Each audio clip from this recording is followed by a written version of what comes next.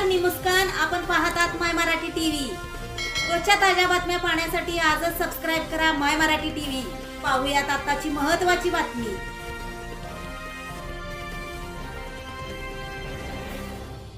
पण ज्यांनी चुका केल्या त्यांना दंड नाही, पण न चुका करणाऱ्याला जेल झाली. त्याबद्दल वरिष्ठांनी योग्य तो न्याय द्यावा, एवढं आमचं सांगणं आहे. नियोजित किर्लोस्कर कामगार गृहनिर्माण संस्थेच्या सभासदांची महाराष्ट्र नवनिर्माण सेनेकडे धाव.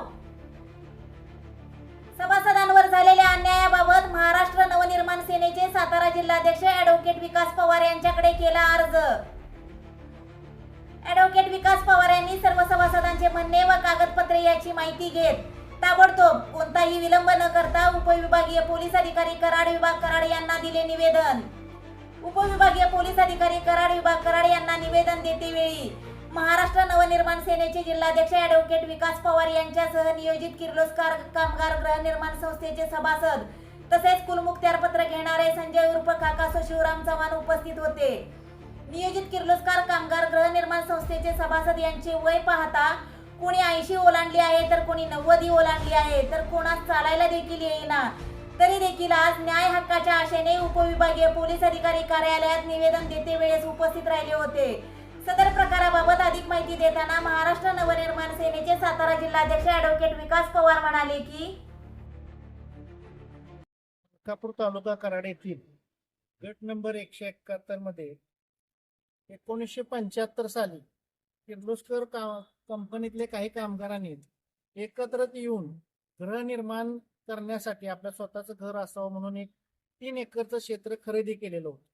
त्याकरिता सर्व कामगारांनी मोठं सोनं गहाण टाकून कसे तरी पाहुण्या पैंच्याकडून उसने पसने पैसे आणून ते पैसे दिलेले होते. आणि त्यावेळेचे याचे प्रवर्तक जे होते बाबासो गोरे यांनी नियोजित किर्लोस्कर कामगार सहकारी गृहनिर्माण संस्था या नावानं ते 3 एकर क्षेत्र खरेदी केलेलं होतं. ते खरेदी केल्यानंतर बाबासाहेब गोरे हे दरम्यानच्या काळामध्ये मयत झाले. मयत झाल्यानंतर मात्र त्यांचा जो मुलगा आहे दयानंद गोरे यांनी ती मिळकत स्वतःला एकट्याला गिळतकृत करण्यासाठी त्यांनी नियोजित किर्लोस्कर कामगार सोसायटीचं नाव कमी करून वारस दाखल करताना फक्त आपल्या एकट्याचं नाव लावून घेतलं. आणि ते लावून घेतल्यानंतर सर्व सभासदांचा त्यावरचा हक्क काढून टाकला. मात्र ही गोष्ट सर्व सभासदांना समजल्यानंतर सर्व सभासदांनी यामध्ये संजय उर्फ काकासू चव्हाण यांना मुखत्यार पत्र दिलं. आणि ह्याबद्दलचे जे काही तक्रारी होत्या, जे विनंती होती, जे अर्ज होते, जे अपील होते, ते सगळे संजय चव्हाण यांच्याकडून केले. आणि त्यामध्ये संजय चव्हाण यांना यश येऊन पुन्हा एकट्या दयानंद गोरेंचं नाव कमी होऊन त्याच्यामध्ये किर्लोस्कर कामगार सोसायटीचं नाव पुन्हा लावण्यामध्ये यश आलं. त्याच्यावर अपील झालं. ते अपीलही कोर्टाने काढून टाकलं माननीय जिल्हाधिकाऱ्यांनी. आता त्यानंतर ह्या दयानंद गोरेंनी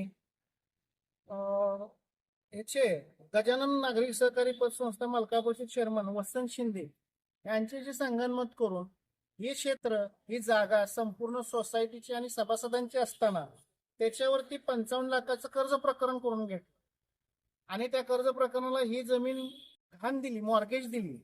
अशा पद्धतीनं या संस्थेचे चेअरमन वसंत शिंदे यांनी ठेवीदारांच्या पैशाचा अपार करून नियमबाह्य कर्ज वाटप केलेलं आहे. त्याची चौकशी व्हावी आणि त्यांच्यावरही कारवाई व्हावी असं या सगळ्या सभासदांची तक्रार आहे. त्याचबरोबर दयानंद गोरेंनी जे मृत्यूपत्र करून घेतलेलं आहे बाबासाहेब गोरेंचं, त्यामध्येही अक्षम्य चुका आहेत. आणि एक बनावट मृत्यूपत्र केलेलं आहे, त्याबद्दलही यांच्या तक्रारी आहेत. एक फेरफार तयार करून घेतलेला आहे, तो फेरफारही तयार करून खोट्या पद्धतीने तयार केलेला आहे. आणि एवढं असताना पुन्हा या दयानंद गोरेंनी पोलीस स्टेशनला संजय चव्हाणांच्या विरुद्ध खोट्या तक्रारी देऊन यातले वयस्कर लोकांच्यावर आणि त्यांच्यावर फौजदारी कारवाई करून त्यांना 8 दिवस जेलमध्ये बसायला लावलेला आहे. अशा पद्धतीनं एखादा मोठा कोट्यावधीचा प्लॉट स्वतःला मिळवण्यासाठी काही लोकांना हाताशी धरून जर का काही प्रकरणं चालली असतील आणि त्याची तक्रार ह्या सर्व लोकांनी आज महाराष्ट्र नवनिर्माण सेनेकडं माझ्याकडे केल्यानंतर यामध्ये खरोखर ह्या सामान्य कामगारांचा आयुष्याचं नुकसान होऊ नये, त्यांना योग्य न्याय मिळावा म्हणून आज आम्ही आपले नवीन DYSP साहेब यांना एक पत्र दिलेलं आहे आणि त्या पत्रामध्ये याची संपूर्ण चौकशी करावी आणि संबंधितांच्यावर गुन्हे दाखल व्हावे आणि त्याच्यावर कारवाई व्हावी असं आज आम्ही या ठिकाणी निवेदन दिले. मी घरनिर्माण संस्थेचा सभासद असून माझं नाव सिराजुद्दीन बालासाहेब पिरजादे उर्फ इनामदार आहे. मी किर्लोस्कर कंपनीत कामाला होतो आणि ह्या सभासद म्हणजे पहिल्यापासून मी आहे. ते पण ज्यांनी चुका केल्या त्यांना दंड नाही, पण न चुका करणाऱ्याला जेल झाली. त्याबद्दल वरिष्ठांनी योग्य तो न्याय द्यावा एवढं आमचं सांगणं आहे.